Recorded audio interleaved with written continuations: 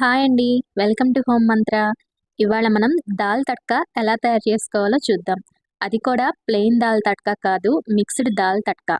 అంటే 4, 5 రకాల పప్పులు ఉపయోగించి మనం ఈ దాల్ తడ్కాని తయారు చేస్తాం. ఈ మిక్స్డ్ దాల్ తడ్కా తయారు చేసుకోవడానికి ముందుగా ఇలాగా స్టవ్ మీద ఒక పాన్ పెట్టుకొని అది హీట్ అయ్యాక అందులోకి 1/2 కప్పు వరకు కందిపప్పు వేసుకోవాలి. ఈ కందిపప్పుని వేయించుకోవాలి. ఇలా కందిపప్పుని వేయించుకున్న తర్వాత వీటిని పక్కకు తీసి పెట్టుకోవాలి. ఇప్పుడు అదే ప్యాన్లో ఎర్ర కందిపప్పు ఉంటాయి కదండి, మసూర్ దాల్ అంటారు, వాటిని కూడా ఒక 1/2 కప్ తీసుకోవాలి. ఈ ఎర్ర కందిపప్పును కూడా వేయించుకోవాలి. ఇవి మరీ ఎక్కువగా వేగాల్సిన అవసరం లేదు, కొంచెం వేడిగా అయితే సరిపోతాయి. ఇలా వేయించుకున్న ఎర్ర కందిపప్పుని ఒక ప్లేట్లోకి తీసుకొని పక్కకు పెట్టుకోండి.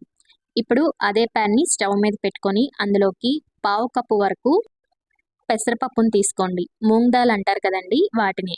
ఈ పెసరపప్పును తీసుకొని వీటిని కూడా మరీ వేయించుకోవాల్సిన అవసరం లేదు, కొంచెం వేడైతే సరిపోతుంది. ఇలా వేడి చేసుకున్న పెసరపప్పుని ఒక ప్లేట్లోకి పక్కకు తీసి పెట్టుకోండి. ఇప్పుడు అదే ప్యాన్ని స్టవ్ మీద పెట్టుకొని అందులోకి 2 టేబుల్ స్పూన్స్ వరకు పచ్చిశనగపప్పును వేసుకోండి. వాటిని కూడా వేయించుకొని పక్కకు తీసి పెట్టుకోవాలి. ఇప్పుడు మనం వేయించుకున్న పప్పులన్నింటిలోకి వాటర్ పోసుకొని శుభ్రంగా 2 సార్లు వాష్ చేసుకోవాలి. ఇలా అన్నింటినీ 2 సార్లు వాటర్ వేసుకొని వాష్ చేసుకున్న తర్వాత వాటర్ వేసి ఒక పావు గంట నానబెట్టుకోండి.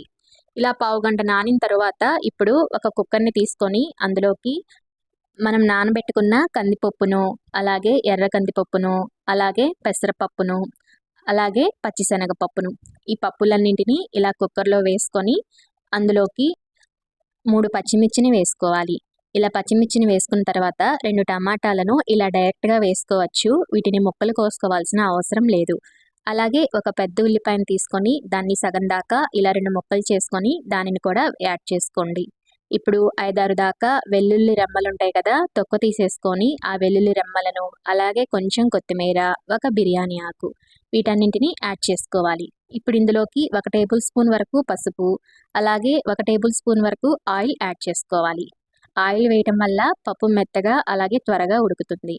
ఇప్పుడు ఇందులోకి సరిపడా వాటర్ని యాడ్ చేసుకోవాలి. ఇలా వాటర్ని యాడ్ చేసుకున్న తర్వాత కుక్కర్ మూత పెట్టుకొని 4 లేదా 5 విజిల్స్ రానివ్వండి. ఇప్పుడు ఇక్కడ విజిల్స్ వచ్చేసాయి. అలాగే పప్పు చూసారు కదా ఎంత మెత్తగా ఉడికిపోయిందో. ఇప్పుడు ఈ టమాటా పైన తొక్కు ఉంటుంది కదా, ఆ తొక్కుని ఇలా తీసేసుకోండి. ఇలా టమాటా మీద ఉన్న తొక్కుని తీసేసుకుంటే పప్పు చాలా సాఫ్ట్గా ఉంటుంది. ఇలాగా అన్ని టమాటాల మీద ఉన్న తొక్కుని తీసేసుకోండి. ఇక్కడ పప్పు చూసారా ఎంత మెత్తగా ఉడికిపోయిందో. మీకు గనక పప్పు లూజ్గా కావాలనుకుంటే ఇంకొంచెం ఎక్కువ వాటర్ యాడ్ చేసుకోండి. ఇక్కడ నేను పప్పు కొంచెం గట్టిగానే చేస్తున్నాను. ఇప్పుడు ఇందులోకి మీ రుచికి తగ్గట్టుగా సాల్ట్ యాడ్ చేసుకోండి. సాల్ట్ యాడ్ చేసుకున్న తర్వాత ఇలా పప్పు గుత్తితో కానీ లేదా మ్యాషర్తో కానీ పప్పుని మెత్తగా అయ్యేటట్టుగా ఎనుపుకోవాలి. ఇలా ఇక్కడ నేను మ్యాషర్ సహాయంతో పప్పుని వెనుపుకుంటున్నాను. ఈ దాల్ తడ్కా పప్పుని ప్రిపేర్ చేసుకునేటప్పుడు ఎలాంటి చింతపండు అవసరం లేదు. ఈ దాల్ తడ్కా పప్పులో చింతపండు అసలు యూజ్ చేయము. ఇలాగా పప్పుని వీలైనంత వరకు ఎంత మెత్తగా చేయగలిగితే అంత మెత్తగా చేయండి. ఇలా పప్పుని మెత్తగా మ్యాష్ చేసుకున్న తర్వాత స్టవ్ మీద ఒక కడాయి పెట్టుకొని అందులో 4-5 టేబుల్ స్పూన్స్ వరకు ఆయిల్ వేసుకోవాలి. ఆయిల్ వేడైన తర్వాత అందులోకి తాలింపు గింజల్ని యాడ్ చేసుకోవాలి. తాలింపు గింజలు ఎర్రగా వేగిన తర్వాత అందులోకి మీడియం సైజు ఒక ఉల్లిపాయని ముక్కలుగా కట్ చేసుకొని ఆ ఉల్లిపాయ ముక్కల్ని కూడా తాలింపులో యాడ్ చేసుకోవాలి.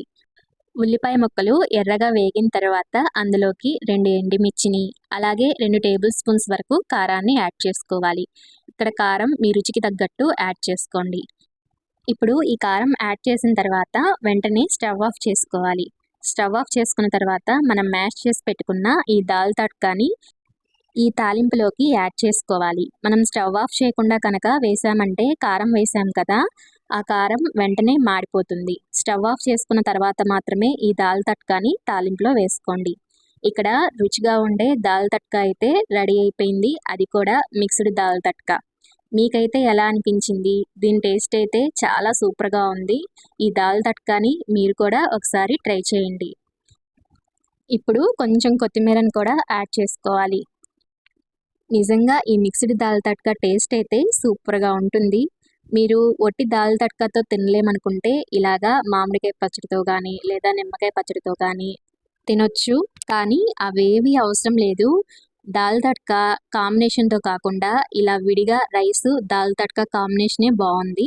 ఇక్కడ నేనైతే వీడియో కోసం పచ్చడితో పెట్టి చూపించాను, కానీ మీరైతే దాల్ తడ్కాతోనే రైస్ మొత్తం తినేస్తారు. మరి మీకు ఎలా అనిపించింది ఈ వీడియో? మీరు ఎప్పుడైనా ఇంట్లో దాల్ తడ్కా చేశారా? చేస్తే ఏ స్టైల్లో చేస్తారో నాకు తప్పకుండా కామెంట్ చేయండి. మరి ఈ రెసిపీని మీరు ట్రై చేసి నచ్చితే గనక లైక్ చేయండి, షేర్ చేయండి. అలాగే మన హోమ్ మంత్ర ఛానల్ని సబ్స్క్రైబ్ చేసుకోండి. మరో మంచి రెసిపీతో మళ్ళీ కలుద్దాం.